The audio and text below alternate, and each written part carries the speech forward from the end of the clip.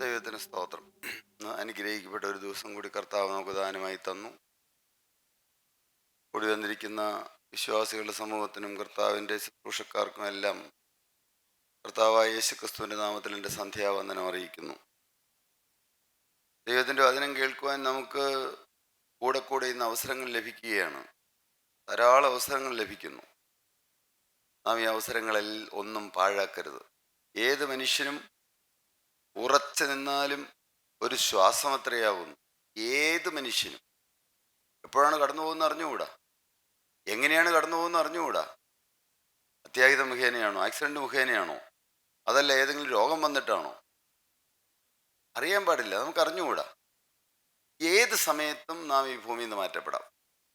ഈ ഒരു സത്യം ഒരിക്കലും നാം വിസ്മരിക്കരുത്, മറക്കരുത്. ഏത് സമയത്തും മരിക്കാം. എപ്പോഴും ഒരുങ്ങിയിരിക്കണം. മരിക്കാൻ ഒരുങ്ങിയിരിക്കുക. നാം എല്ലായ്പ്പോഴും ഒരുങ്ങിയിരിക്കണം. എപ്പോഴും ഒരുങ്ങിയിരിക്കണം. ഏത് സമയത്തും ഒരുങ്ങിയിരിക്കണം. ഇന്ന് സങ്കടങ്ങളാണ്, ജീവിതത്തിൽ സങ്കടങ്ങളുണ്ട്. ഇലപൊഴിയും കാലം, ഇലപൊഴിയും കാലങ്ങൾക്കപ്പുറം തളിരണിയുന്നൊരു കാലമുണ്ട്. ഇന്ന് കടബാധ്യത, ഇന്ന് ജപ്തി നോട്ടീസ്, ഇന്ന് രോഗത്തിൻ്റെ ഭാരങ്ങൾ, ഒന്നു മാറി ചികിത്സിക്കുന്നു. രോഗം മാറുന്നില്ല. ഒരു രോഗം മാറി അത് കഴിഞ്ഞു അടുത്ത രോഗത്തിന് വേണ്ടി ചികിത്സിക്കുന്നു. മാറുന്നില്ല. എന്നും രോഗം, എന്നും പ്രയാസം, എന്നും പണത്തിന് ഞെരുക്കം. കുഞ്ഞുങ്ങളുടെ ഭാവി ഓർക്കുമ്പോൾ ഇന്നത്തെ തലമുറയെല്ലാം നാശത്തിലേക്ക് പോയിക്കൊണ്ടിരിക്കുകയാണ്. ഏറ്റവും മ്ലേച്ഛമായ ഹീനമായ ഏത് കാര്യവും ചെയ്യുവാൻ മനുഷ്യർക്ക് യാതൊരു മടിയുമില്ല. ഒരു കാലത്ത്, അന്ന് വർഷങ്ങൾക്ക് മുമ്പ് 2300 അടി അന്ന് സ്വർഗത്തിൽ നിന്ന് തീയിറങ്ങി ദഹിപ്പിച്ചു സോതോമിലെയും ഗോമോറയിലെയും പാപം മൂലം. അന്ന് ആണോടാണ് അവലക്ഷണമായി പെരുമാറിയിരുന്നു. രക്ഷകൻ ഒരുവൻ മാത്രം. രക്ഷകൻ ക്രിസ്തുവാണ്. വിശ്വാസത്തിൻ്റെ നായകനും പൂർത്തി വരുത്തുന്നവൻ ഒരുവൻ മാത്രം. അത് യേശു മാത്രമാണ്. യേശുവിന് മാത്രമേ നമ്മളെ രക്ഷിക്കാൻ കഴിയുകയുള്ളൂ. ആ ക്രൂശിലൂടെ ഒഴുകി തിരുരക്തത്തിന് മാത്രമേ നമ്മളെ വീണ്ടെടുക്കാൻ കഴിയുള്ളൂ.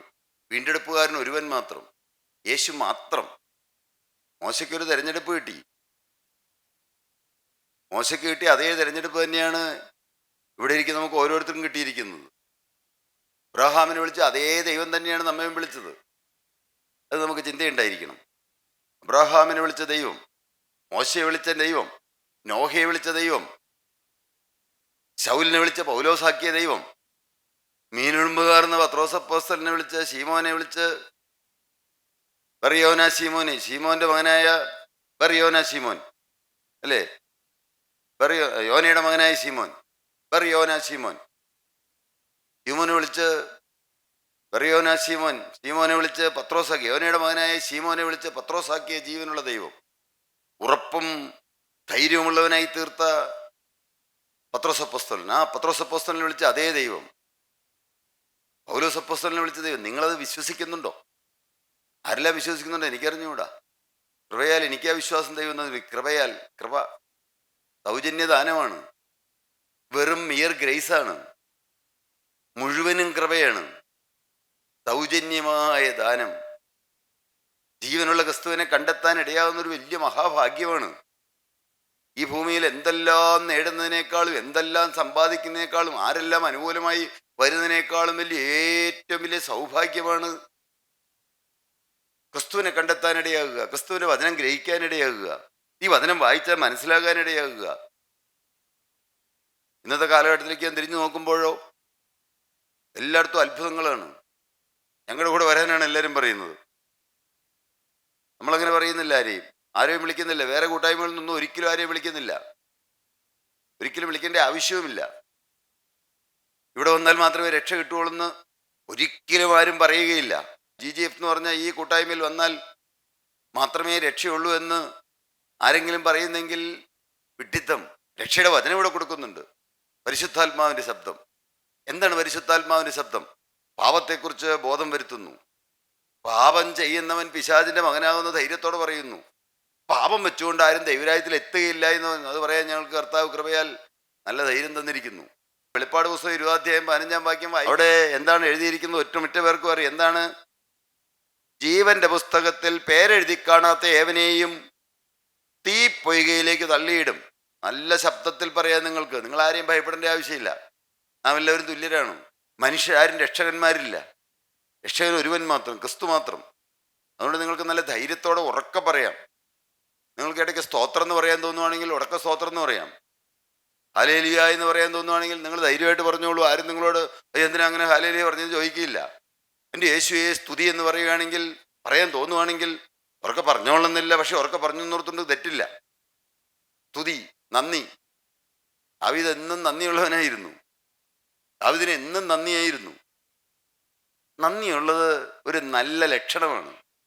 ആൻ ആറ്റിറ്റ്യൂഡ് ഓഫ് ഗ്രാറ്റിറ്റ്യൂഡ് ഇംഗ്ലീഷിൽ പറയും. നന്ദിയുള്ള ഹൃദയം. എന്നും നമുക്ക് നന്ദി വേണം. നന്ദി ഉണ്ടെങ്കിൽ വല്ല പാപവും അറിയാതെ വല്ലതും പറ്റിപ്പോയാൽ തന്നെ പെട്ടെന്ന് പെടഞ്ഞ് ചാടി എഴുന്നേക്കും. നീതിമാൻ കുലുങ്ങിപ്പോകാൻ ഒരു നാളും സമ്മതിക്കുകയില്ല. കുലുങ്ങിപ്പോവാൻ ഇടവരില്ല. വീണാൽ എഴുന്നേൽക്കും, ചാടി എഴുന്നേൽക്കും.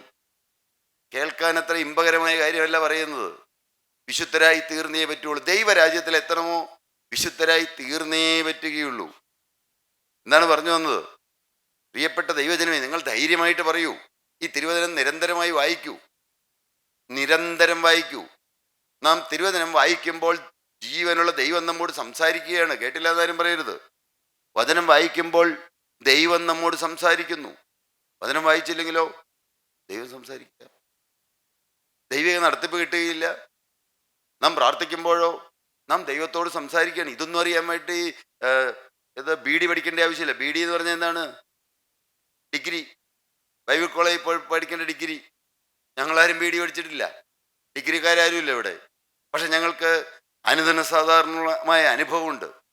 എന്താണ് അനുദിന സാധാരണമായ അനുഭവം?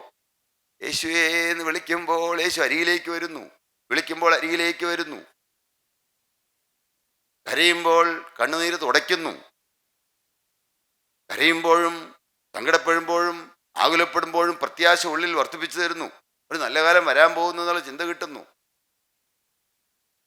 ചില വഴിയും കാലങ്ങൾക്കപ്പുറം തളിരണിയുന്നൊരു കാലമുണ്ടെന്നുള്ള പ്രത്യാശ ദൈവം തരുന്നതാണ്. മനുഷ്യർക്ക് തരാൻ പറ്റില്ല. ജീവനുള്ള ദൈവമാണ് തരുന്നത്. അത് കൃപയാണ്. എല്ലാം ദൈവത്തിൻ്റെ ദാനമാണ്. പ്രിയപ്പെട്ടവരെ, കവളിയിലൊഴുകുന്ന കണ്ണുനീരിനപ്പുറം പുഞ്ചിരി തൂകുന്നൊരു കാലം. നിങ്ങളിന്ന് കരയുന്നവരാരെല്ലാം ഉണ്ട്. ഇന്ന് ആകുലപ്പെടുന്നവരാരെല്ലാം ഉണ്ട്. എനിക്കറിയാം. ചിലരെല്ലാം കരയുന്നവരുണ്ട്. പല കാര്യങ്ങളെ ഓർത്ത് കരയുന്നവരുണ്ട്. പൈസയ്ക്ക് വിഷമിക്കുന്നവരാണ് ഇന്ന് അനേക മനുഷ്യരും. എൻ്റെ ദൈവമേ, ചില കാര്യങ്ങൾ നടത്താൻ ഇത്തിരി പൈസ കിട്ടിയിരുന്നെങ്കിലും ഓർത്ത് ആകുലപ്പെടുന്നവർ പലരും ഉണ്ട്. നിങ്ങൾക്ക് അങ്ങനെ ആകുലമൊന്നും ഇല്ലേ? ദൈവത്തെ സ്തുതിച്ചോളണം. ദൈവത്തെ മതിമറിഞ്ഞ് സ്തുതിച്ചോളണം. പ്രിയപ്പെട്ടവരെ, ആവശ്യഭാരങ്ങളുമായി വലയുന്ന അനേകരുണ്ട്. എന്നാൽ അവരോടും പറയാം, വ്യക്തമായിട്ട് പറയാം, അവന് ഹൃദയത്തിൽ നിശ്ചയിച്ച് ഉറച്ചുകൊള്ളണം. എന്താണ്? ഒരു തളിരണിയുന്ന കാലം വരുന്നുണ്ട്. കണ്ണുനീര് മാറി പുഞ്ചിരി തരുന്ന ഒരു ദൈവമുണ്ട്. മനുഷ്യരാരുമല്ല തരുന്നത്, കൂട്ടായ്മയുമല്ല തരുന്നത്. പ്രാർത്ഥിക്കും. നിങ്ങൾ പ്രാർത്ഥിക്കാൻ പറഞ്ഞാൽ അല്ല, നമ്മൾ പരസ്പരം പ്രാർത്ഥിക്കാൻ പറയാറുണ്ട്. എൻ്റെ ആവശ്യങ്ങൾക്ക് ഞാൻ നിങ്ങളോട്, ദൈവമക്കളോട് പറയാറുണ്ട് പ്രാർത്ഥിക്കണമെന്ന്. അങ്ങനെ ഞങ്ങളോട് പറഞ്ഞു കഴിഞ്ഞാൽ ഞങ്ങളൊരു 14 പേര് ഒരുമിച്ച് കൂടിയിരുന്ന് പ്രാർത്ഥിക്കും. ചെയിൻ പ്രയർ ഫെലോഷിപ്പിലാണെങ്കിൽ 100ഓളം പേരുണ്ടെന്ന് എൻ്റെ വിചാരം, അല്ലേ? അല്ലെങ്കിൽ ഒരു 70 പേരെന്നായാലും ഒരുമിച്ച് കയറി കാണാറുണ്ട്. അത് വീട്ടുകാരെല്ലാവരും കൂടെ 100ആയി. എല്ലാ ശനിയാഴ്ചയുണ്ട്. നിങ്ങൾക്ക് ആർക്ക് വേണമെങ്കിലും അതിനകത്ത് മെമ്പറാകാം. രഹസ്യമൊന്നുമില്ല. പ്രത്യേകിച്ച് രഹസ്യമൊന്നും പറയാനില്ല. സൂം മീറ്റിങ്ങിൽ എല്ലാ ശനിയാഴ്ചയും കാലത്തെ 6 മുതൽ 7 വരെ ദൈവമക്കൾ ഒരുമിച്ച് കൂടിയിരുന്ന് അനേകരെ പ്രാർത്ഥിക്കും. അവരവർക്ക് കിട്ടിയ അനുഭവങ്ങൾ പറയും. അവരൊരു വേദഭാഗത്ത് നിന്ന് വായിക്കുമ്പോൾ അതിൽ നിന്ന് കിട്ടിയ കർത്താവ് അവരോട് സംസാരിച്ചത് അവർ നമുക്ക് വിശദമാക്കി തരും. അത്യന്തം അനുഭവഭേദ്യമായ ഒരു കൂടിവരവാണത്. ചിലപ്പോൾ ആ സമയത്ത് പ്രാർത്ഥിക്കുമ്പോൾ വലിയ വലിയ അത്ഭുതങ്ങൾ നടക്കുന്നു. ആരും അത് വലിയ ഉയർത്തി പറയാറൊന്നുമില്ല. എന്തുമാത്രം അത്ഭുതങ്ങൾ നടക്കുന്നു, ആരുടെയെല്ലാം രോഗങ്ങൾ മാറുന്നു, പല പല അത്ഭുതങ്ങളും വലിയ വലിയ ബന്ധനങ്ങളും കെട്ടുകളും എല്ലാം മാറിയിട്ടുണ്ട്. നമുക്ക് അറിഞ്ഞുകൂടാ. ഇതൊന്നും ഊഹാപോഹം പറയുന്നതല്ല, സത്യമാണ് പറയുന്നത്. ഇവിടെ ആരോ ഒരാൾ ഒരു മെയ് മാസമാണെന്ന് എൻ്റെ ഓർമ്മ. മെയ് മാസം ഇവിടെ എപ്പോഴോ പ്രാർത്ഥിച്ചപ്പോൾ, ഒരുപക്ഷെ ഏതെങ്കിലും ദൈവദാസനായിരിക്കും അല്ലെങ്കിൽ ദൈവദാസിയായിരിക്കും, ആരെങ്കിലും എഴുന്നേറ്റ് പ്രാർത്ഥിച്ചപ്പോൾ പറഞ്ഞു, അത് കർത്താവിൻ്റെ ആണിപ്പാടുള്ള കരം ഇപ്പോൾ എവിടെ നടുവിൽ തൊടുകയാണ്, വേദനയുള്ള ഭാഗത്ത് തൊടുകയാണ്. വേദനയുള്ളവർ പലരും കാണുമായിരിക്കും, പക്ഷെ വിശ്വസിച്ച ഒരാളേ ഉള്ളൂ, അവരുടെ രോഗം മാറി. സത്യമാണ് ഈ പറഞ്ഞത്. വിശ്വാസം പറഞ്ഞില്ലേ, വിശ്വാസത്തെക്കുറിച്ച് പറഞ്ഞില്ലേ. വിശ്വാസം എന്നാൽ എന്താണ്? ഡെഫിനിഷൻ അല്ല ചോദിച്ചത്, അതിൻ്റെ നിർവചനമല്ല ചോദിച്ചത്. നാം ഒരു വിശ്വാസിയാണോ? വിശ്വാസിയാണെങ്കിൽ എന്താണ്? വിശ്വാസിയാണെങ്കിൽ നന്ദി വരും. എങ്ങനെ നന്ദി വരും? നിത്യനരകത്തിയിൽ വെന്തുരുകി നത്യനാശത്തിലേക്ക് പോകേണ്ടതായിരുന്നു എന്നെ യേശുക്രിസ്തു തടഞ്ഞു നിർത്തി. ജീവിതത്തിൻ്റെ ഓരോ പ്രായങ്ങളിൽ, ഓരോ സമയങ്ങളിൽ ജീവനുള്ള ദൈവം യുഗപരിപാടിയിൽ ഉൾപ്പെടുത്തി തടഞ്ഞു നിർത്തി. മകനെ, നീ നശിക്കേണ്ട, നീ നരകത്തിലേക്ക് പോകേണ്ട എന്ന് പറഞ്ഞ് തടഞ്ഞു നിർത്തി. സ്വർഗരാജ്യത്തിൻ്റെ അവകാശം എനിക്ക് തരാനായിട്ട് കർത്താവോട് വിളിച്ചു ചേർത്തു. അവകാശം എനിക്ക് തന്നു എന്ന് വിശ്വസിക്കുന്നതാണ് വിശ്വാസം. അതായത് ആശിക്കുന്നതിൻ്റെ ഉറപ്പ് കാണാത്ത കാര്യങ്ങളൊന്നും കാണാതെ പഠിച്ചിട്ടല്ല, പഠിച്ചോളൂ, കുഴപ്പമൊന്നുമില്ല. വിശ്വാസികളാണോ നാം ഓരോരുത്തരും? നാം വിശ്വാസികളായിരിക്കണം. എന്താണ് പറഞ്ഞു വരുന്നത്? മരിക്കുമ്പോൾ ഏത് സമയത്ത് മരിച്ചാലും ഞാൻ ദൈവരാജ്യത്തിലെത്തുമെന്നുള്ള ഉറപ്പിന്ന് ആർക്കെല്ലാം ഉണ്ട്? എല്ലാവരും ആ ഉറപ്പുള്ളവരായിരിക്കണം, അല്ലെങ്കിൽ കർത്താവിന് ആ ഉറപ്പ് തരും. ഓർത്തഡോക്സ് സഭയുടെയും യാക്കോബായ സഭയുടെയും എല്ലാം ശവസംസ്കാര ശുശ്രൂഷയിൽ പറയുകയാണ്, ഏത് സമയത്തും മരണം കടന്നു വരാം. ഏത് മനുഷ്യന് ഉറച്ചു നിന്നാലും വിശ്വാസം അത്രേ. ഏത് മനുഷ്യനും ഏത് സമയത്തും മരണം വന്ന് ചേരാം. മരണം ക്ഷണിക്കപ്പെടാത്ത അതിഥിയായി ഓടി വരാം. ഏത് പ്രായത്തിലും വരാം. ഒരു രോഗമില്ലാത്ത ആളുകൾക്കും വരാം. എനിക്ക് രോഗമൊന്നുമില്ലോ എന്നോർത്ത് ആരും ആശ്വസിച്ചിരിക്കണ്ട. ഒരു രോഗവും വേണ്ട, ഹാർട്ടിന് രോഗമൊന്നും വേണ്ട പെട്ടെന്ന് ഹാർട്ട് അറ്റാക്ക് വരാൻ. എല്ലാം ടെസ്റ്റ് എല്ലാം 100% ശരിയാണെന്നോർത്ത് നിങ്ങൾ ആശ്വസിച്ചാലും ഇരിക്കണ്ട. ഹാർട്ട് അറ്റാക്ക് വരാൻ ഒട്ടും സമയം വേണ്ട. ഒരു ശ്വാസം നിലയ്ക്കാൻ എത്ര നേരം വേണം? ഒന്ന് വീണാൽ പോലെ, ബാത്റൂമിൽ ഒന്ന് വീണാൽ മതി. എത്ര പേരായി എടുത്ത സമയത്ത്? ഞാൻ കഴിഞ്ഞ തവണയും പറഞ്ഞു എന്ന് എനിക്ക് തോന്നണേ. 33 വയസ്സുള്ള ആള് 10 ദിവസം മുമ്പ് അങ്ങ് ദുബായിൽ പോകാനായിട്ട് റെഡിയായിരുന്നാണ്. വൈകിട്ട് ഭക്ഷണമൊക്കെ കഴിച്ചു, ഒരുമിച്ച് 3 കുഞ്ഞുങ്ങളുണ്ട്, ഭാര്യയുണ്ട്, മാതാപിതാക്കൾ ഒരുമിച്ച് ഭക്ഷണം കഴിച്ചു, കിടന്നുറങ്ങി.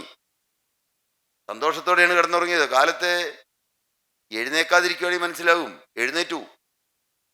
പക്ഷെ എങ്ങോട്ട് എഴുന്നേറ്റു? ആൾക്ക് ജീവനുണ്ട്, പക്ഷെ മിണ്ടില്ല,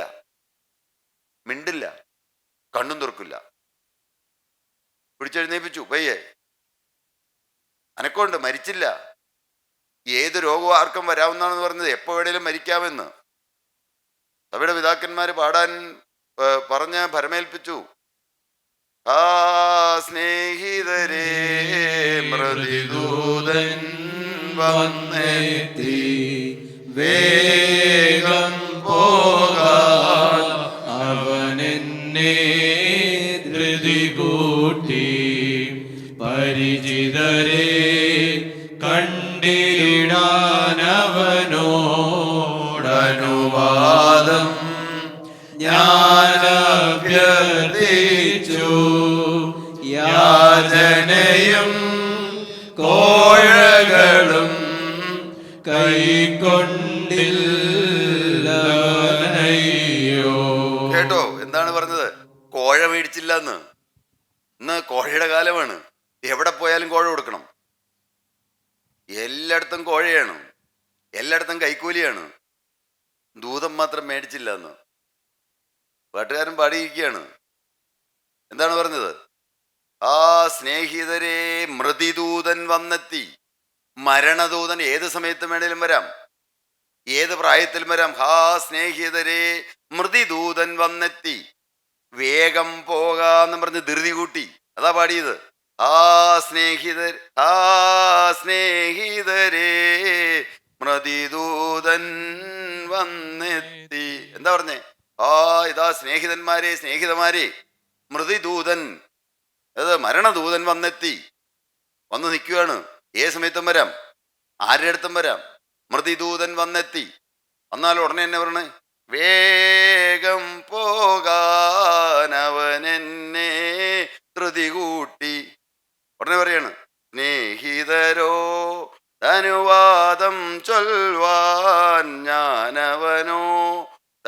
അഭ്യർത്ഥിച്ചപ്പോൾ എന്താണ്? ഞാൻ അപേക്ഷിച്ച് ഒന്ന് പറഞ്ഞോട്ടെ. ഭാര്യ പാവം അവിടെ അടുക്കളയിലേക്കുണ്ട്, ഒന്ന് പറഞ്ഞോട്ടെ. നടക്കുവോ? വളരെ ഗൗരവത്തോടെ മനസ്സിലാക്കേണ്ട കാര്യമാണ് പറഞ്ഞു തരണേ.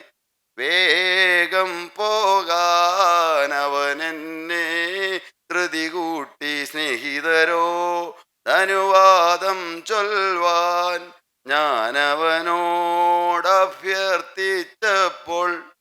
പിന്നെ എന്താ? യാചനയും കോഴകളും കൈക്കൊണ്ടില്ലവൻ. അയ്യോ അയ്യോ എന്ന് പറയാണ്. അയ്യോ ഇതെന്തടാ എന്ന് പറയാണ്ട് പോയെന്ന് ആരോ ചോദിച്ചു കാണും. അപ്പൊ പറയാക്കെ ഒന്നും കൊടുക്കാൻ പറ്റിയില്ല എന്ന്. എന്ത്? കാശ് കൊടുത്തിട്ട് മേടിച്ചില്ല, കരഞ്ഞപേക്ഷിച്ചിട്ടും സമ്മതിച്ചില്ല എന്ന്. നാം മനസ്സിലാക്കേണ്ട സത്യമായി യാഥാർത്ഥ്യമായി പറഞ്ഞത്. നിങ്ങൾക്ക് മനസ്സിലാവുന്നുണ്ടോ എന്ന് എനിക്ക് അറിഞ്ഞുകൂടാ. ഞാൻ വളരെ കൃത്യമായിട്ട് പറഞ്ഞു തരികയാണ്. എപ്പോഴെങ്കിലും മരിക്കാം. ഏത് മനുഷ്യനും ഏത് സമയത്തും ഈ ഭൂമിയിൽ നിന്ന് മാറ്റപ്പെടാം. വെള്ളത്തിലെ കുമിള പോലെ ഏത് സമയത്തും വെള്ളത്തിലെ കുമിള പൊട്ടും. വയലിലെ താമരയാണെങ്കിൽ കാലത്തെ ഉണ്ടാവുന്നു, വൈകുന്നേരം വരെ നിൽക്കും. വെയിൽ കൊള്ളാൻ സമയമുണ്ട്. വെയിൽ കൊണ്ടേ വാടിപ്പോവുള്ളൂ. ഇതങ്ങനെയല്ല, വെള്ളത്തിലെ കുമിള. ഏത് സമയത്തും പൊട്ടാവുന്നവനാണ് ഈ ജോണ്. നിൽക്കണ നിപ്പും അഹങ്കാരമൊക്കെ കണ്ടു കഴിഞ്ഞാൽ തോന്നും ഒരിക്കലും പൊട്ടൂല എന്ന്. ഞാൻ എൻ്റെ കാര്യമായിട്ട് പറഞ്ഞേ. ഏത് സമയത്തും പൊട്ടാന്ന്, ഏത് പ്രായത്തിലും പൊട്ടാം.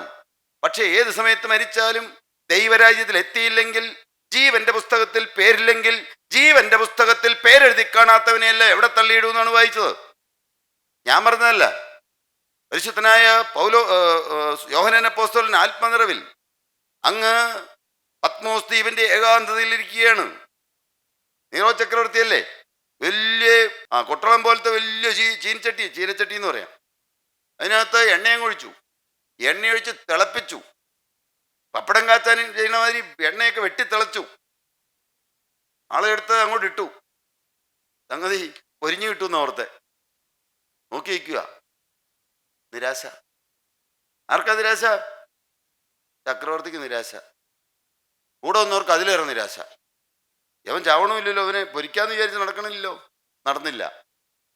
വേറെ ആരെയും കാര്യം പറഞ്ഞല്ല, യോഹന്നാൻ അപ്പോസ്തലന്റെ കാര്യമാണ് പറഞ്ഞത്. വേദപണ്ഡിതന്മാർ എഴുതി വെച്ചിരിക്കുന്ന കാര്യങ്ങളാണ് പറഞ്ഞത്. ഉടനെ ഇവനെ നാട് കടത്തിയേക്കാം. അന്ന് അവിടെ നാടുണ്ട്, ഞാൻ അവിടെ പോയിട്ടുണ്ട്. തൊട്ടടുത്ത് പത്മോസ് ദ്വീപിൽ നിന്ന് പോകണമെന്ന് എനിക്കുണ്ടായിരുന്നു. ഞാൻ ഒഫീഷ്യൽ വിസിറ്റിന് ഗ്രീസിൽ പോയപ്പോൾ, ആഥൻസിൽ ഗ്രീസിൽ അവിടെ പോയപ്പോൾ ഒരിക്കൽ അവിടെ ഒന്ന് പോകണമെന്ന് ഞാൻ ആഗ്രഹിച്ചു. കൊരിന്ത് വരെ പോയി. അതിൻ്റെ അപ്പുറത്തേക്ക് പോകണമെങ്കിൽ പിന്നെ 2 ദിവസം വേണമെന്ന് പറഞ്ഞു. ബോട്ടിലൊക്കെ പോകണം. അപ്പോൾ പിന്നെ ഞാൻ തിരിച്ചു പോന്നു. പത്മോസ് ഏകാന്തമായൊരു ദ്വീപ്. ആ ഏകാന്ത ദ്വീപിലേക്ക് നാട് കടത്താമെന്ന് വിചാരിച്ചു. അപ്പോസ്തലനെ അങ്ങോട്ട് കൊണ്ട് അവിടെ കൊണ്ട് ഇട്ടു.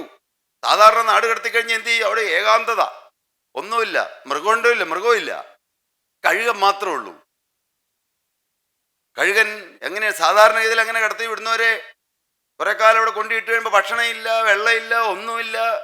കുറെ കാലം കഴിയുമ്പോൾ എങ്ങനെയാവും? ചത്തില്ല എന്നുള്ള രീതിയിൽ വരും. കഷ്ടിപ്പെടച്ച് ആട്ടിക്കളയാൻ പാകത്തിന്, കഴുകനെ ആട്ടിക്കളയാൻ പറ്റാത്ത സാഹചര്യം വരുമ്പോൾ പച്ചയ്ക്ക് കൊത്തി തിന്നും. അതിനാണ് ചക്രവർത്തി കടത്തി വിട്ടത്. പക്ഷേ അപ്പോസ്തലൻ അവിടെ ഇരുന്ന് കരയാൻ തുടങ്ങി, വിളിക്കാൻ തുടങ്ങി. ഏകാന്തതയുടെ അനുഭവം നിങ്ങൾക്ക് വരുമോ? വരുമ്പോൾ നിങ്ങൾ ഉടനെ ഫോൺ എടുത്ത് കിടക്കാൻ നോക്കരുത്.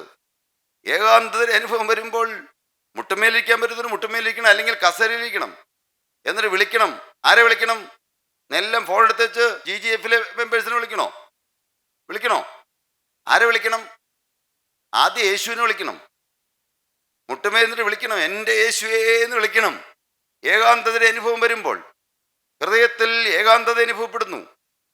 ആരും എനിക്കില്ലല്ലോ എന്ന് തോന്നുന്നു. അങ്ങനെ തോന്നരുത്. അങ്ങനെ തോന്നിയാൽ അപ്പം വിളിച്ചോളണം. ഏകാന്തതയുടെ അനുഭവത്തിൽ അപ്പോസ്തലന്റെ അരികിലേക്ക് യേശുക്രിസ്തു ആളത്വരമായിട്ട് കടന്നു വരികയാണ്.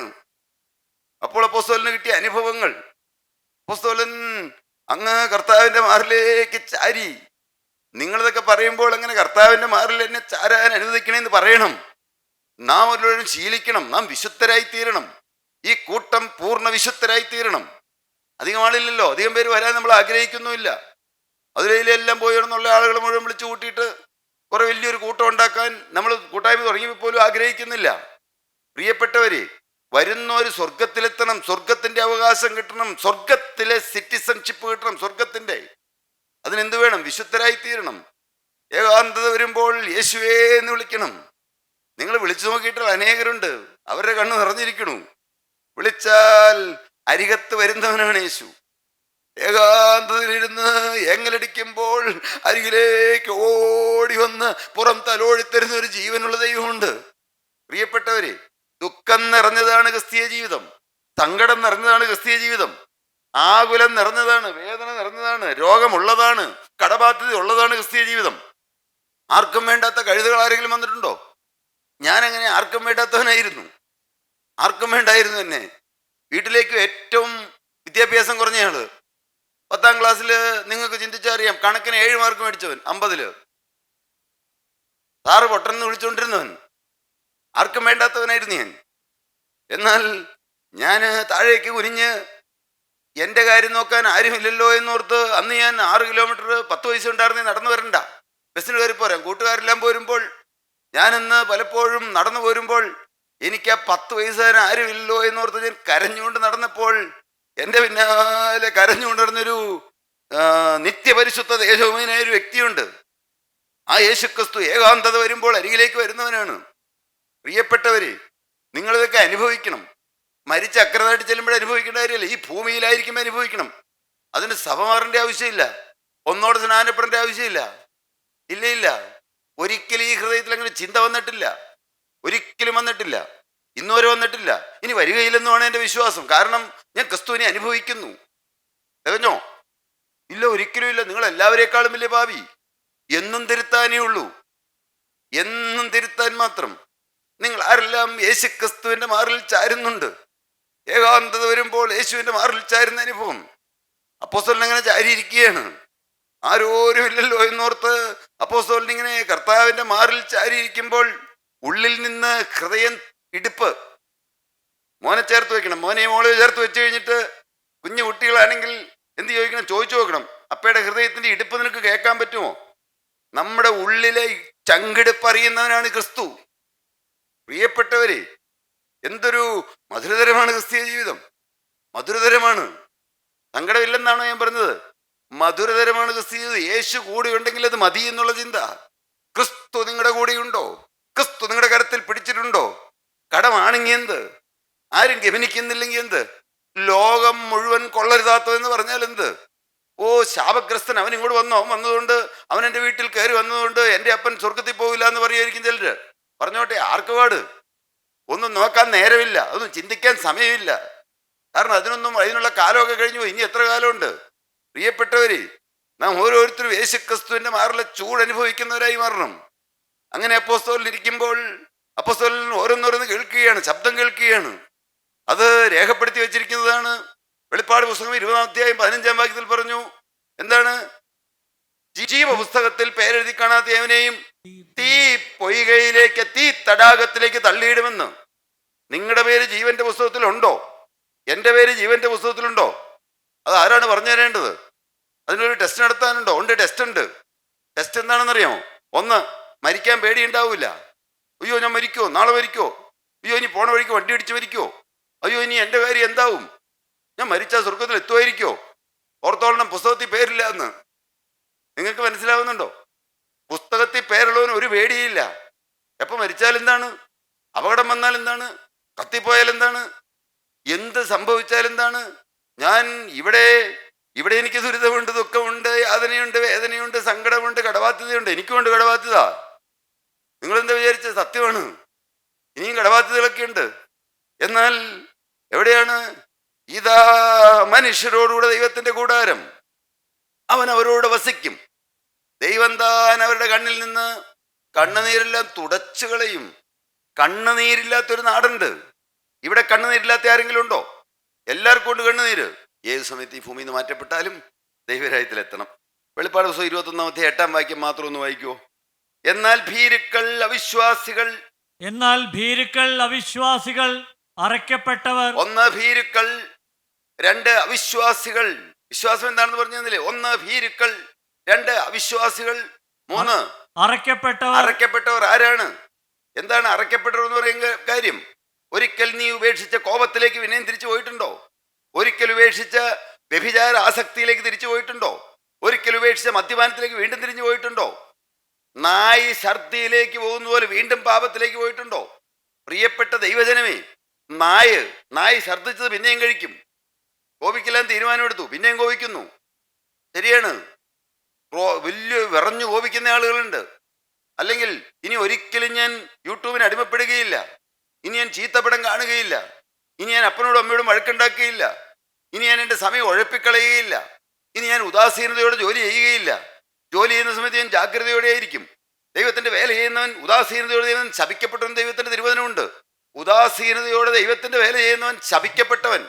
ഞാൻ പറഞ്ഞ വാക്കല്ലോ, ഈ മനുഷ്യൻ എന്തെന്തൊക്കെയാ പറയണേന്ന് ചോദിച്ചിട്ട് പറഞ്ഞിട്ട് കാര്യമില്ല. സത്യം പറയണത്. ഉദാസീനത വരാൻ പാടില്ല, അലസത വരാൻ പാടില്ല. വചനം പറയണമെങ്കിൽ എന്ത് വേണം? നിങ്ങളോട് സാക്ഷ്യം പറയാൻ പറഞ്ഞു, നിങ്ങൾക്ക് പറയാൻ അന്ന് പ്രാഗൽഭ്യമില്ല, മിണ്ടണ്ട.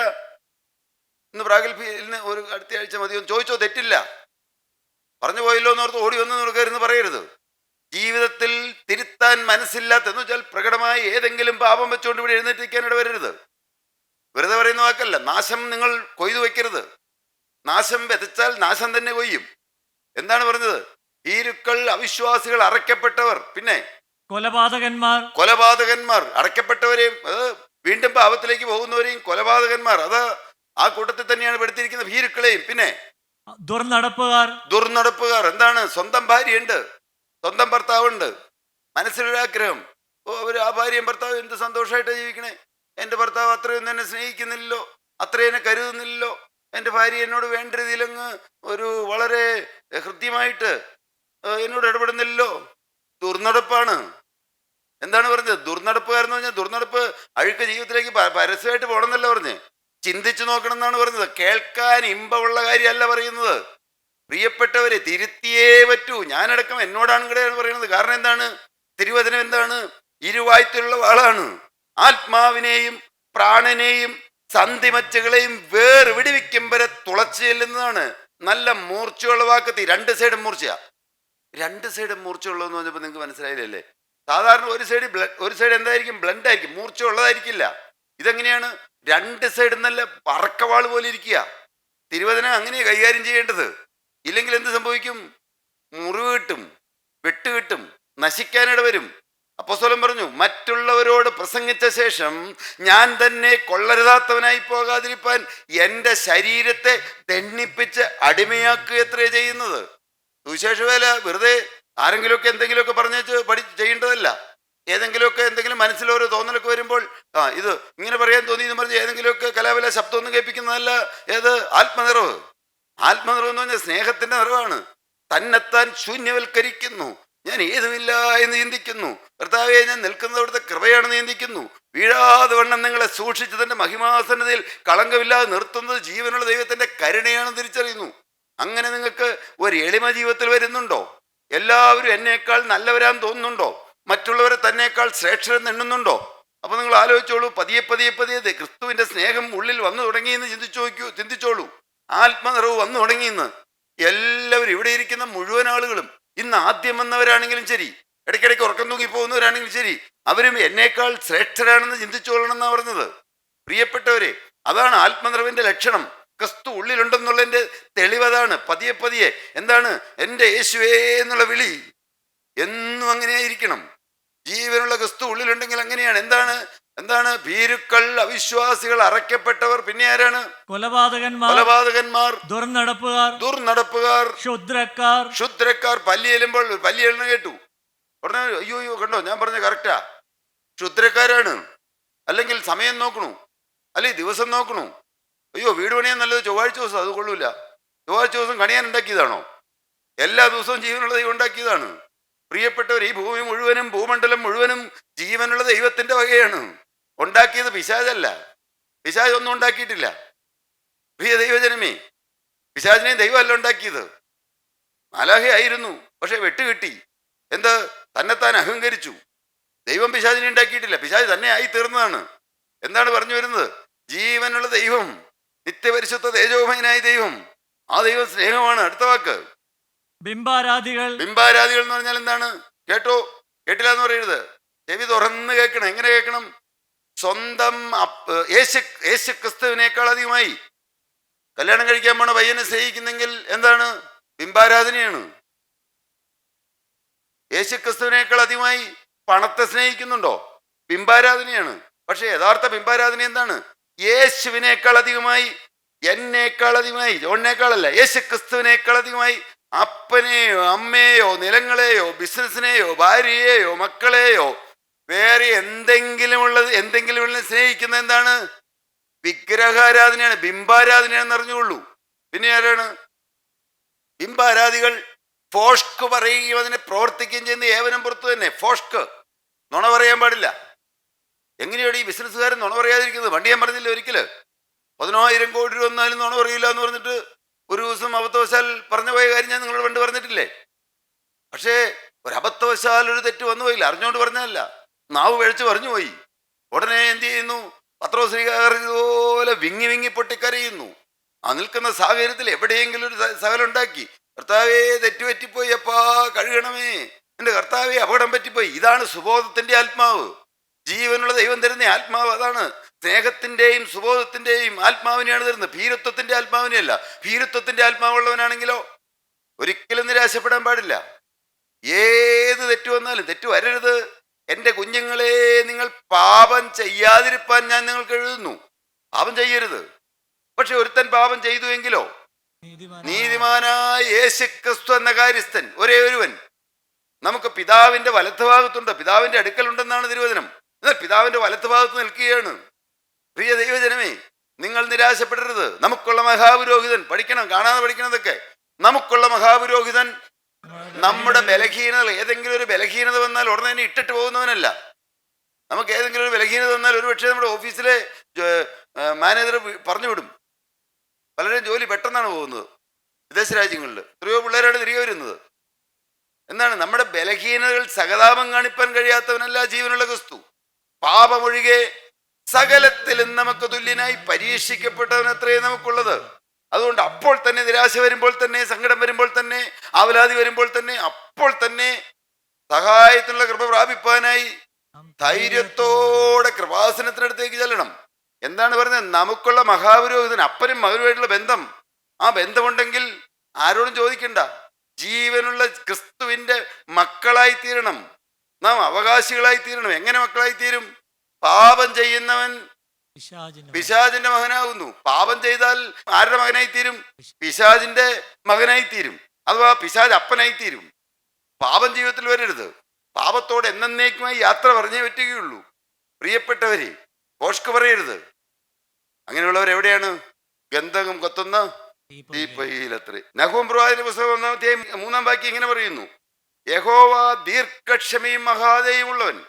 ദൈവം ദീർഘക്ഷമയുള്ള ദൈവമാണ്, മഹാദയുള്ള ദൈവമാണ്. എന്നാൽ എന്താണ്? അവൻ ഒരിക്കലും ശിക്ഷിക്കാതെ വിടുകയില്ല.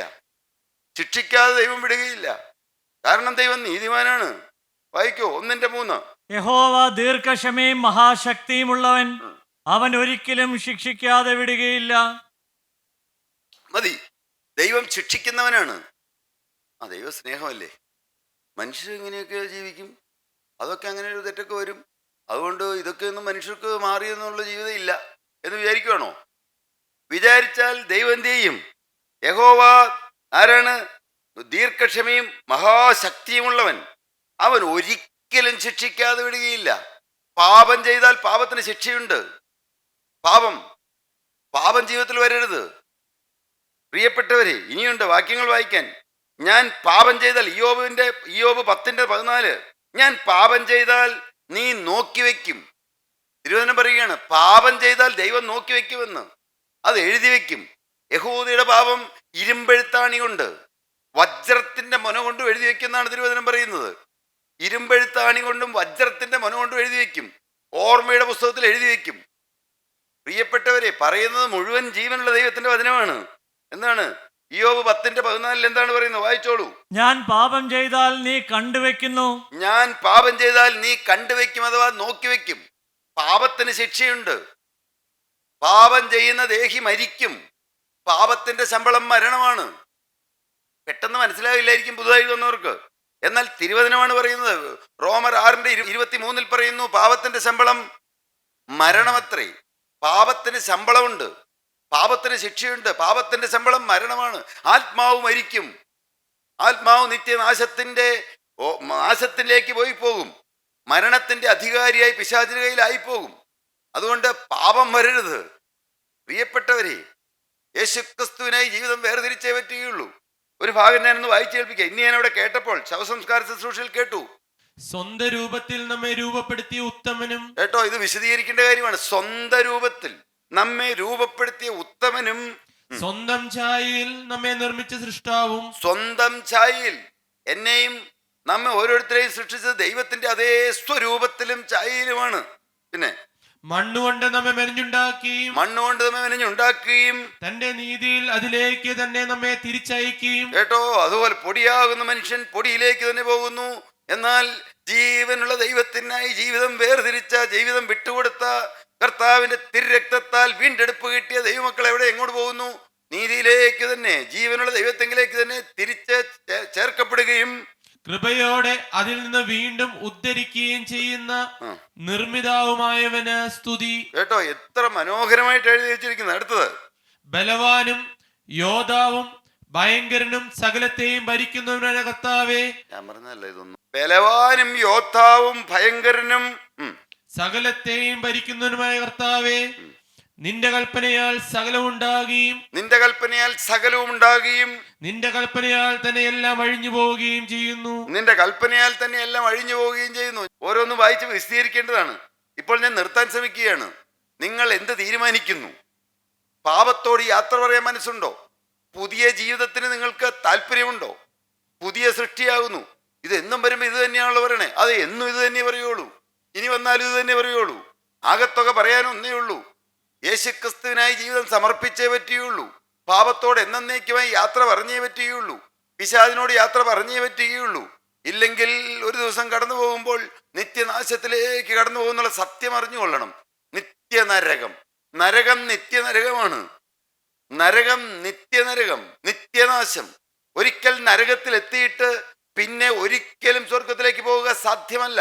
അതുകൊണ്ടാണ് നരകത്തിന്റെ പേര് ഇറ്റേണൽ ഹെൽ അഥവാ നിത്യനരകം. ഒരിക്കൽ സ്വർഗത്തിൽ എത്തിയാലോ സ്വർഗത്തിൽ നിന്ന് പിന്നെ നരകത്തിൽ പോകേണ്ടി വരുമോ? ഒരിക്കലും വേണ്ടി വരില്ല. അതുകൊണ്ട് എന്ത് വേണമെന്നാണ് പറഞ്ഞത്? പാപത്തോട് യാത്ര പറയണം, പിശാചിനോട് യാത്ര പറയണം. ഇന്നു മുതൽ പുതിയ സൃഷ്ടിയായി ജീവിച്ചു തുടങ്ങണം. ഒരുത്തൻ ക്രിസ്തുവിലായാൽ അവൻ പുതിയ സൃഷ്ടിയാകുന്നു. അതുകൊണ്ട് പക്ഷെ എന്താണ് പറഞ്ഞതിൻ്റെ അർത്ഥം? പഴയ മനുഷ്യനെ അവന്റെ പ്രവൃത്തികളോട് ഉരിഞ്ഞു കളയുക. പഴയ മനുഷ്യനെ അവന്റെ പ്രവൃത്തികളോട് ഉരിഞ്ഞു കളയുന്നു. പരിജ്ഞാനത്തിനായി പുതുക്കം പ്രാപിക്കുന്ന പുതിയ മനുഷ്യനെ ധരിക്കുന്നു. എന്ന് പറഞ്ഞാൽ എന്താണ്? പാപത്തോട് യാത്ര പറയുന്നു, പുതിയ പാന്താവിലൂടെ യാത്ര തുടങ്ങുന്നു, പുതിയ വഴിയിലേക്ക് യാത്ര തുടങ്ങുന്നു, മാനസാന്തരപ്പെടുന്നു. അതാണ് അപ്പോസ്തലനായ പൗലോസ് റോമർക്കെഴുതിയ ലേഖനം 12-ാം അധ്യായത്തിന്റെ 1-ാം വാക്യത്തിൽ പറഞ്ഞു, സഹോദരന്മാരെ എന്ന് വിളിച്ചിട്ട് പറയുകയാണ്. സഹോദരന്മാരെ, സഹോദരിമാരെ, ഞാൻ ദൈവത്തിന്റെ മനസ്സലിവ് ഓർപ്പിച്ച് നിങ്ങളെ പ്രബോധിപ്പിക്കുന്നത്, നിങ്ങളെ ഒന്ന് പറഞ്ഞ് മനസ്സിലാക്കാൻ ശ്രമിക്കുന്നത്, നിങ്ങൾ വിഡ്ഢികളാകരുത്. നിങ്ങൾ ബുദ്ധിയുള്ള ആരാധനയായി നിങ്ങളുടെ ശരീരങ്ങളെ ജീവനും വിശുദ്ധിയും ദൈവത്തിന് പ്രസാദമുള്ള യാഗമായി സമർപ്പിപ്പിൻ. അങ്ങനെ സമർപ്പിക്കാൻ ആർക്കാൻ മനസ്സുണ്ട്? പിശാചിനോട് യാത്ര പറയുന്നു, സാത്താനോട് യാത്ര പറയുന്നു, പാപ ഇമ്പങ്ങളോട് യാത്ര പറയുന്നു, ലോക ഇമ്പങ്ങളോട് യാത്ര പറയുന്നു, ലോക സുഖഭോഗ ലാലസകളോട് യാത്ര പറയുന്നു. പ്രിയപ്പെട്ടവരെ, കുറുക്ക് വഴിയില്ല സ്വർഗരാജ്യത്തിലേക്ക്. ചിലപ്പോൾ ആരെങ്കിലുമൊക്കെ കുറുക്ക് വഴി പറഞ്ഞിട്ടുണ്ടായിരിക്കും. കുറുക്ക് വഴിയൊന്നുമില്ല, ഒരേ ഒരു വഴി മാത്രം. ആ വഴി ആരാണ്? ഞാൻ തന്നെ വഴിയും സത്യവും ജീവനുമാവുന്നു കൽപ്പിച്ചരുളി ചെയ്ത ജീവനുള്ള ക്രിസ്തു. ഞാൻ തന്നെയാണ് വഴി, യേശു മാത്രമാണ് വഴി. ഞാൻ മുഖാന്തരമല്ലാതെ ആരും പിതാവിന്റെ അടുക്കലെത്തുന്നില്ല. ഞാൻ മുഖാന്തരം, യേശു മുഖാന്തരം മാത്രമേ പിതാവിന്റെ അടുക്കലെത്താൻ കഴിയുള്ളൂ. ഞാൻ തന്നെ പുനരുത്ഥാനവും ജീവനുമാകുന്നു. പിന്നെയോ എന്നെ കണ്ടവൻ പിതാവിനെ കണ്ടിരിക്കുന്നു. യേശു മാത്രമാണ് ഏകരക്ഷകൻ, ഏക വഴി, ഒരേ ഒരു വഴി. ആ വഴി എന്നാണ് തുറന്നത്? എന്താണ്? സെക്കറിയ പ്രവാചകന്റെ പുസ്തകത്തിൽ 13-ാം അധ്യായത്തിന്റെ 1-ാം വാക്യം അവിടെ എഴുതി, അന്നാളിൽ പാപത്തിന്റെയും മാലിന്യത്തിന്റെയും പരിഹാരത്തിനായി ഒരു വഴി തുറന്നിരിക്കും. നിങ്ങൾ പാപം ചെയ്തവരാരെങ്കിലും വന്നിട്ടുണ്ടോ? പാപത്തിന്റെയും മാലിന്യം പറ്റിയവരാരെങ്കിലും വന്നിട്ടുണ്ടോ? അതിക്രമം ചെയ്തവരാരെങ്കിലും വന്നിട്ടുണ്ടോ? കർമ്മപാപം വന്നവരാരെങ്കിലും വന്നിട്ടുണ്ടോ? കർമ്മങ്ങൾ പല പല തെറ്റുകൾ ചെയ്തവരായി ആരെങ്കിലും വന്നിട്ടുണ്ടോ? അന്നാളിൽ, യേശു ജനിക്കുന്നതിന് 470 വർഷം മുമ്പ് സെക്കറിയ പ്രവാചകൻ പറഞ്ഞു, അന്നാളിൽ പാപത്തിന്റെയും മാലിന്യത്തിന്റെയും പരിഹാരത്തിനായി ഒരു വഴി. ആ വഴിയാണ് ഗോകുൽത്തായിൽ പൊട്ടിത്തുറന്ന യേശുക്രിസ്തുവിന്റെ ആ തിരുരക്തം, യേശുവിന്റെ രക്തം, അവന്റെ പുത്രനായ യേശുവിന്റെ രക്തം സകല പാപവും പോക്കി എന്നെ ശുദ്ധീകരിക്കുന്നു. എന്നെ ശുദ്ധീകരിക്കുന്നത് എന്താണ്? യേശുവിന്റെ രക്തം. എന്നെ ശുദ്ധീകരിക്കുന്ന എന്താണ്? യേശുവിന്റെ രക്തം. ആ രക്തത്തിന് കഴുകാൻ കഴിയാത്തതായ പാപം ചെയ്ത ഒരു വ്യക്തി പോലും വന്നിട്ടില്ല പ്രിയപ്പെട്ടവര്. യേശുവിന്റെ രക്തമാണ് നിങ്ങളോട് സംസാരിക്കുന്നത്. ഹാബേലിന്റെ രക്തത്തെക്കാൾ ഗുണകരമായി സംസാരിക്കുന്ന പുണ്യാഹ രക്തത്തിന്റെ അരികിലാണ് വന്നിരിക്കുന്നത്. അതുകൊണ്ടാണ് കർത്താവേ എനിക്ക് ഇനി പാപം വേണ്ട എന്നുള്ള ചിന്ത നിങ്ങൾക്ക് വരുന്നത്. അത് വെറും കൃപയാണ്. ജീവനുള്ള ദൈവം നമ്മെ വിളിച്ചു ചേർത്തു. ഇപ്പോൾ ക്രിസ്തുവിടെ വന്നിട്ടുണ്ട്. നിങ്ങൾ ആരെല്ലാം വിശ്വസിക്കുന്നുണ്ട്? അരികിൽ ക്രിസ്തു നിൽക്കുന്നുണ്ട്. നിങ്ങളുടെ പുറം തലോടിത്തരാനാണ് യേശു വന്നിരിക്കുന്നത്. നിങ്ങളുടെ കണ്ണീര് തുടയ്ക്കാനാണ് യേശു വന്നിരിക്കുന്നത്. നിങ്ങളുടെ വേദനയെ ആറ്റി അകറ്റാനാണ് യേശു വന്നിരിക്കുന്നത്. നിങ്ങൾക്ക് പുതിയ ജീവൻ തരാനാണ് യേശു വന്നിരിക്കുന്നത്. എൻ്റെ രാജാതിരാജനായ യേശു വന്നിട്ടുണ്ടെന്ന് നിങ്ങൾ ആരെല്ലാം വിശ്വസിക്കുന്നുണ്ട്? പ്രിയപ്പെട്ടവരെ, എന്താണ് നിങ്ങൾക്ക് പാപത്തോട് യാത്ര പറയാൻ മനസ്സുണ്ടോ? പിശാചിനോട് യാത്ര പറയാൻ മനസ്സുണ്ടോ? പാപ ഇമ്പങ്ങളോട് യാത്ര പറയാൻ മനസ്സുണ്ടോ? ഒരിക്കലും ഇനി പാപത്തിലേക്ക് ഇല്ല കർത്താവേ. ശാപബന്ധനങ്ങൾ കർത്താവ് അഴിക്കും. മനുഷ്യരാരും അല്ല അഴിക്കുന്നത്. തകർക്കപ്പെട്ട യേശുക്രിസ്തുവിന്റെ തിരുരക്തമാണ് മനുഷ്യന്റെ പാപം കഴുകുന്നത്. എൻ്റെ കർത്താവേ, അവിടുന്ന് ഞാൻ ഇന്ന് തീരുമാനമെടുക്കുന്ന എല്ലാവരുടെ മേൽ അവിടുത്തെ പരിശുദ്ധകരം വെക്കണമേ. അവിടുന്ന് കർത്താവേ ലംഘനങ്ങളെ മറയ്ക്കണമേ, അല്ല കഴുകിക്കളയണമേ, എല്ലാം മായ്ച്ചു കളയണമേ കർത്താവേ. അധർമ്മം മോഹിച്ചും പാപം മറച്ചും അഥവാ പാപം കഴുകിക്കെട്ടിയ മനുഷ്യൻ ഭാഗ്യവാൻ. അകൃത്യം ക്ഷമിക്കുന്ന ദൈവമേ, മനുഷ്യന്റെ പാപത്തെ സമുദ്രത്തിന്റെ ആഴങ്ങളിലേക്ക് എറിഞ്ഞു കളയുന്ന ജീവനുള്ള ദൈവമേ, അവിടുന്ന് ഇപ്പോൾ കർത്താവേ ഞങ്ങളുടെ അരികിൽ ഉണ്ടല്ലോ. ഞങ്ങളിപ്പോൾ ഒരുമിച്ച് കർത്താവേ തീരുമാനമെടുക്കുകയാണ്. പിശാചിനോട് യാത്ര പറയാൻ മനസ്സുള്ളവർക്ക്, സാത്താനോട് യാത്ര പറയാൻ മനസ്സുള്ളവർക്ക് പിശാചിനോട് യാത്ര പറയുന്നു, യേശുവിനെ സ്വീകരിക്കുന്നു. ഇതാണ് പറയാൻ വരാൻ പോണ്.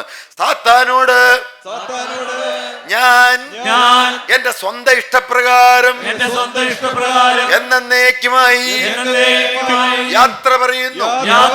പാപത്തോട് ഞാനിതാ എന്നേക്കുമായി യാത്ര പറയുന്നു. എന്റെ യേശുവേ, എന്നോട് മനസ്സലിയണമേ. ഞാൻ മനസ്സറിഞ്ഞും അറിയാതെയും ചെയ്തു പോയ എല്ലാ പാപങ്ങളും അവിടുത്തെ തിരുരക്തത്താൽ എനിക്ക് കഴുകിത്തരണമേ.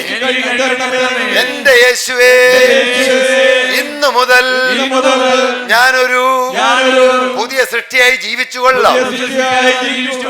യേശുവിനെ എന്റെ രക്ഷകനായി, എന്റെ കർത്താവായി ഞാനിതാ സ്വന്തം മനസ്സോടെ എന്റെ ജീവിതത്തിലേക്ക് സ്വീകരിക്കുന്നു. എന്റെ യേശുവേ, അവിടുന്ന് എന്നെ നടത്തണമേ. എന്റെ മുഴുവൻ ഉത്തരവാദിത്വവും ഞാനിതാ കർത്താവേ അവിടുത്തെ കരങ്ങളിലേക്ക് സമർപ്പിക്കുകയാണ്, ഏൽപ്പിക്കുകയാണ്. എന്റെ പേര് ജീവന്റെ പുസ്തകത്തിൽ എഴുതിത്തരണമേ. എന്റെ യേശുവേ, അവിടുത്തെ തിരുരക്തത്താൽ എനിക്ക് മുദ്രയിട്ട് തരണമേ. ഞങ്ങൾ അനാഥരല്ലല്ലോ, ഞങ്ങൾ നാഥനുള്ള, ഞങ്ങൾ രക്ഷകർത്താവുള്ള, രക്ഷകനുള്ള, വിളിച്ചാൽ അരികത്തേക്ക് ഓടി വരുന്ന, ഞങ്ങളുടെ എല്ലാ ആവശ്യങ്ങളിലും കൂടിയിരിക്കുന്ന, എല്ലാം പുതുതാക്കി തരുന്ന, പുതിയ ഹൃദയം തരുന്ന, പുതിയ ആത്മാവിനെ തരുന്ന, പുതിയ വഴി തുറന്നു തരുന്ന, പുതിയ ശുശ്രൂഷ തരുന്ന, പുതിയ സ്വർഗീയ ആലോചനകൾ തരുന്ന, പുതിയ കാഴ്ചപ്പാട് തരുന്ന ജീവനുള്ള അവിടുന്ന് ഞങ്ങൾ വിട്ടു പോകരുത് കർത്താവേ. എല്ലാവരുടെയും മേൽ ആണിപ്പാടുള്ള കരം വെക്കണമേ. അവിടുന്ന് കർത്താവ് എല്ലാവരുടെയും പാവങ്ങൾ കഴുകി കൊടുക്കണമേ. എല്ലാം കരുണയാകിയ സ്തോത്രം.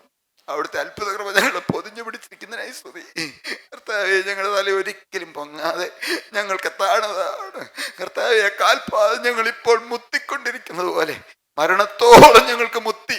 ഓ എൻ്റെ രാജാതിരാജനായ യേശുവിന്റെ ദുഃഖമില്ലാത്ത നാട്ടിൽ, സങ്കടമില്ലാത്ത നാട്ടിൽ, കണ്ണുനീരില്ലാത്ത നാട്ടിൽ എന്റെ യേശു അരിയിൽ വന്ന് നിൽക്കുന്നത് നിങ്ങൾ അറിയുന്നുണ്ടല്ലോ പ്രിയപ്പെട്ടവരെ.